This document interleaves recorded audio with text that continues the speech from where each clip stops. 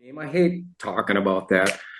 So I don't really want to get into it. But I Oh, I mean, don't they care about the playoffs. No, I'll go full Jim Moore. I don't give a damn about that. I think a pulse out of the offense is oh encouraging, yeah, right? I yeah, they mean, showed that. and look, the Chargers, we'll get into it. They chargered this game away. You had the Keenan Allen drop touchdown, the Austin Eckler fumble like inside the 10, the Inside the five. DPI or inside the 5, right? The defensive penalty that kept the Packers game-winning drive alive, and Quentin Johnston for some unknown godforsaken reason was a first-round pick because he looks like somebody who shouldn't be on the field with the drops he has. So they gave Green Bay every opportunity, but Green Bay this time capitalized and finished. And I think that's encouraging. It was Jordan Love's best game. All of the young receivers around him at some point, one or another, made a play. I just noticed this game. His cadence. He still uses the same number sequence as Rodgers did. That 319, 319. You can hear Rodgers saying that for 20, 50 years, whatever. He still's got that going. He underthrew Dobbs deep early. His balls in the flat are just kind of off a little bit, but maybe that's the NFL norm. We're just so used to Rodgers and even Favre throwing the ball so accurately out in the flat and placement. Okay. Uh, he took a sack in 4.8 seconds. That was bad. He was on the move with his eyes up. I loved it. And he found Wicks for 29. I mean, the guy, when he breaks the pocket, he's looking downfield. Very impressive. He fumbled a That's the shotgun play to the snap, left, recovered it right? When he kind himself. of moved to the left and Yeah, absolutely. Third and 12, he drilled a ball to Reed. Really a nice comeback route, nice throw. Third and 11, he's got a free runner coming at him against Runyon. He hits Musgrave on a deep out for 12. I mean, it was a brilliant throw. And now in the second half, he started 9 for 9 for 103 and a touchdown. Overthrew Musk on a wheel. His feet weren't working properly on that throw. He got an intentional grounding.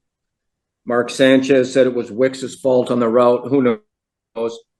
So 5:24 left. He's down 2016.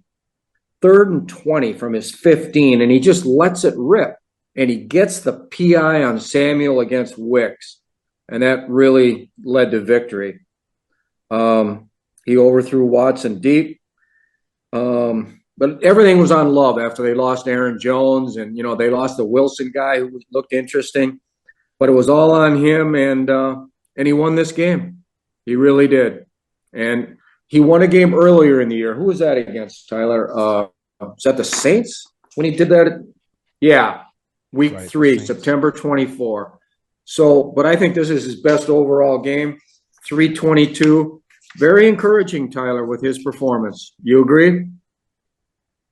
Oh yeah, I think too. Like a theme, if you're trying to figure out some stickiness here, he just plays well in the fourth quarter for the most part, right? The Pittsburgh game was a little wonky, and the out and up that was picked off, maybe not all on Love, and then the last play is what it is. Just, but for the most part, even if things are going terribly, he doesn't let things snowball. He kind of saves his best for last. You brought it up a handful of times, his demeanor, like he really is unflappable. He doesn't get too high, get too low, show up receivers.